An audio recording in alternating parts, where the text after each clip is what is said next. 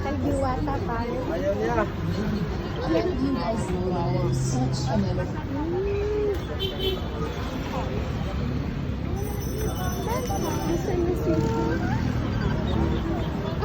Dito daw. Ano naman si Jayan, nangiiwan. Nakakainis naman po sali. Nangiiwan. Ay, may lang. Ay, ang ganda ng payong ni Diwata ngayon, ha? Wow. In fairness. Chuserang pala ka si Diwata. Nakarating. Nagpunta kami dito. Hindi sa ganito. Okay. May pila pala ng take. Si Diwata, eh. Ayaw ba? Ay, yan din pala sa ulo.